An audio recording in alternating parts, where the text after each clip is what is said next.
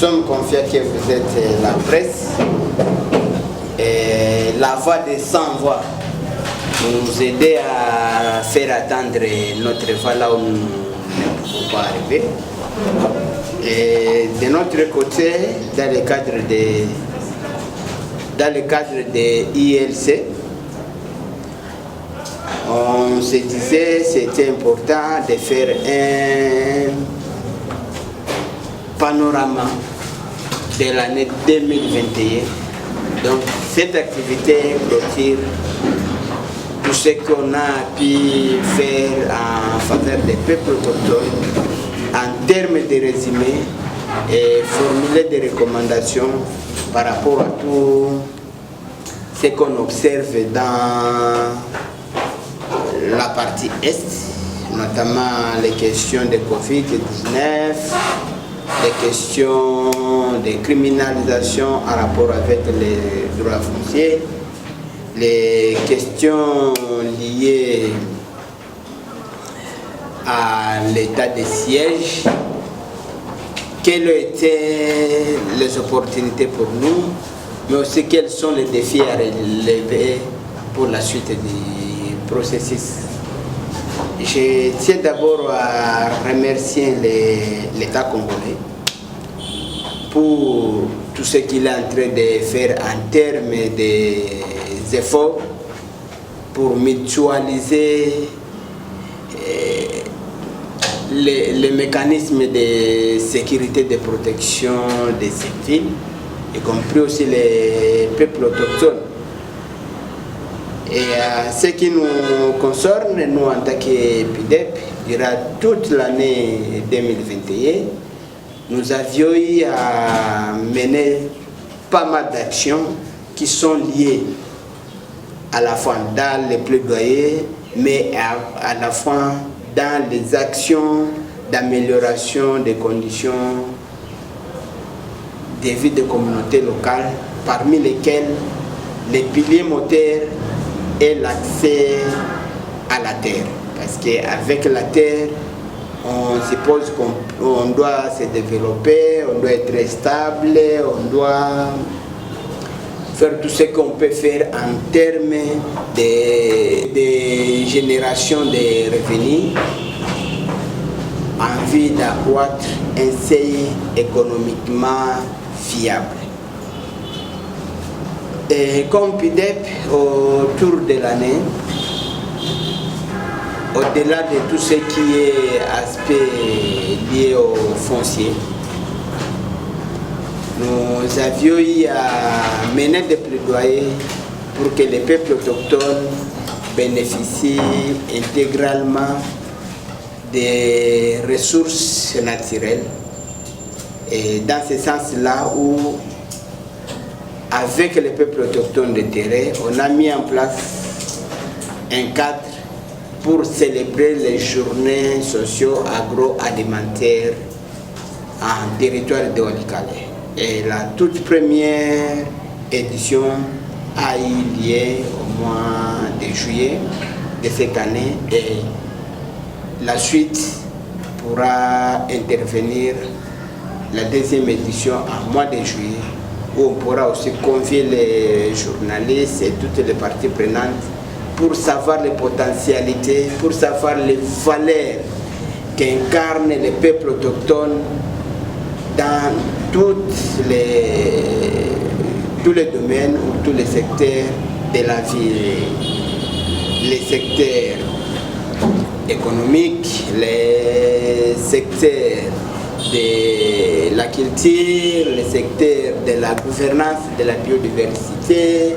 Et tout ça, c'est tout un paquet qu'on est en train de mettre en relief pour que les peuples autochtones soient au même titre en termes d'équité et d'égalité vis-à-vis de la gestion des ressources naturelles et des forêts en République démocratique du Congo. Au-delà de ça, nous avions eu le privilège d'accéder en partenariat avec ANAPAC Kinshasa d'une concession de plus de 40 000 hectares où déjà les communautés, les peuples autochtones exercent librement leurs activités de promotion socio-économique. Mais car cela ne tienne en voyant les défis auxquels on a été confrontés, les défis de la sécurité, les défis de la paix, les défis de la cohésion en province du Nord Kivu, on n'est pas resté bras croisés et on a multiplié d'efforts en termes de plaidoyer pour essayer de fournir des informations aux autorités pour qu'ils prennent des décisions vis-à-vis de la question des peuples autochtones. À cela, nous devons encourager l'État congolais à fournir des efforts pour arriver à sécuriser cette couche sociale, en plus de leur marginalisation, en plus de leur situation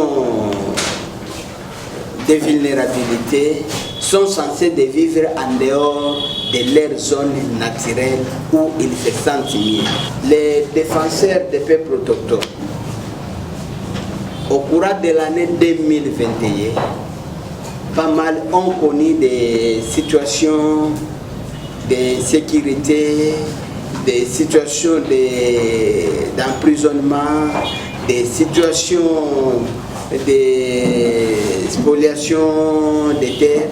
Et en un mot, on a compris que ces défenseurs ont été subis à de fortes menaces qui les ont conduits à une forte criminalisation. Le travail que nous faisons en termes de plaidoyer, c'est de démontrer qu'en réalité, ces personnes ont le mandat de parler au nom de leur communauté.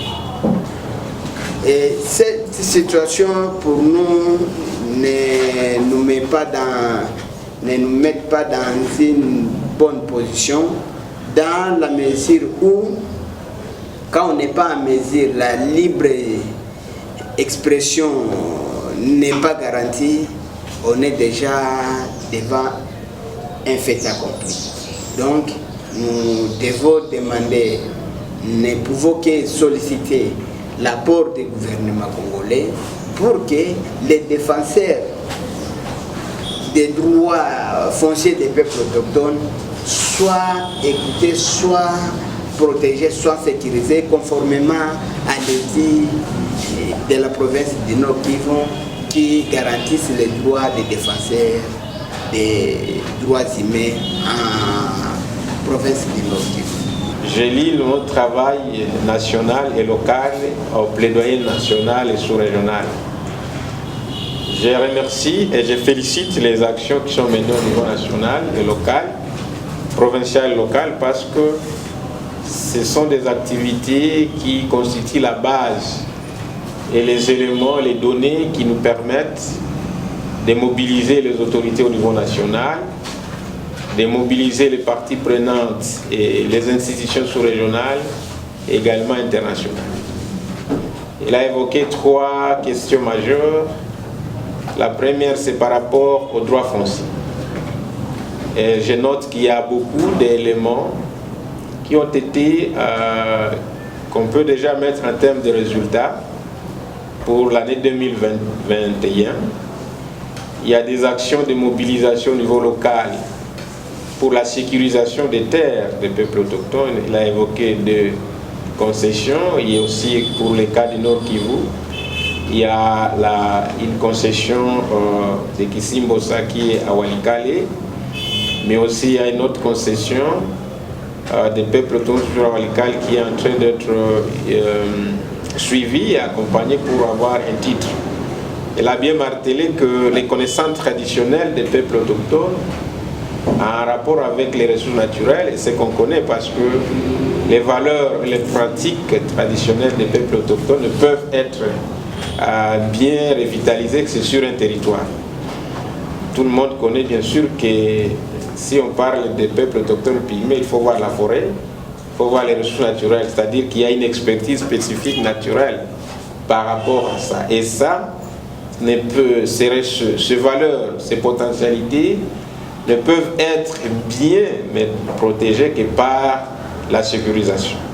Et cela constitue une valeur que l'État congolais et les autres parties prenantes et les autres communautés peuvent capitaliser parce qu'une différence culturelle qui constitue un patrimoine au niveau national. Si réellement les forêts de la RDC constituent un enjeu de taille, comme vous savez au niveau de la conférence des Nations Unies sur le changement climatique qui a eu lieu à Glasgow, en Grande-Bretagne, en novembre, vous savez bien sûr que la RDC est partie comme un pays solution par rapport à ces forêts. Et c'est grâce réellement aux communautés qui ont aussi des valeurs de protection de ces forêts. Et maintenant, là, on parle des peuples autochtones pygmées qui aussi, dont les pratiques traditionnelles et les valeurs ont des liens avec l'intégrité de ces forêts. Donc, c'est un patrimoine culturel que nous avons. Et il a parlé de toutes ces connaissances qui doivent être sécurisées. C'est pas pour rien, en sécurisant les terres des peuples autochtones, on sécurise également les forêts et on a un bénéfice mondial par rapport au changement climatique. Les défenseurs locaux au niveau des terrains, que ce soit à Massissi, que ce soit à Walikale, et peut-être dans d'autres, Nyiragongo, etc., il y a des représentants locaux des peuples autochtones qui subissent des menaces des représentants de l'autorité au niveau local par rapport à la défense de ces terres. Il y a des terres qui sont spoliées par d'autres communautés du fait qu'on voit les statuts qui est inférieur des peuples qu'on peut directement ravir à un peuple autochtone les terrains. Et là, il a parlé des criminalisations. Il y a plein de dossiers ici avec le monitoring de ces actes de violation. Il y a plein de dossiers que nous avons, que PIDEP a enregistré au niveau pour cette année où des délégués des peuples autochtones emprisonnés, il y a d'autres même, des cas au niveau des tribunaux de paix à Massissi, ils sont intervenus et il y a bien des choses, il y a des données qui sont au niveau de PIDEP par rapport à ça. On déplore parce que, je l'ai dit, ce n'est pas parce qu'ils font ça pour eux-mêmes, on les fait justement pour aussi les biens de l'humanité culturelle. Il a évoqué un élément du contexte de l'état de siège également, qui est bien sûr qui demande que tout le monde a salué parce que réellement c'est un contexte pour trouver des solutions par rapport à la sécurisation, mais PIDEP qui a aussi ce mandat de protéger, d'aider vraiment à protéger les droits des peuples autochtones. C'est un contexte qui a aussi qui doit avoir aussi une attention sur des catégories comme peuples autochtones pygmées qui sont isolés. Bien sûr que les victimes sont nombreuses, les contextes d'insécurité n'épargnent personne, bien sûr, mais on sait réellement qu'il y a, quand il y a plus de victimes, parfois les plus vulnérables sont oubliés et qui sont très loin dans des zones où parfois très vulnérables, parce que vous savez, le millier où habitent les peuples autochtones pygmées sont des milliers isolés et qui parfois qui constituent les retranchements de bandes armées et du coup les peuples autochtones pygmées se retrouvent entre le marteau et l'enclume, peut-être devant les bourreaux qui sont là, qui peuvent le prendre par force et qui parfois le trouvent dans des contextes difficiles, ils n'ont pas de sécurisation, ils n'ont pas de moyens de défense. Et je crois que dans un contexte de l'état de siège, une attention particulière devrait être accordée réellement aux pygmées. Bien sûr, on essaye d'apprécier aussi quelques actions. Par exemple, à Mubambiro, il y a eu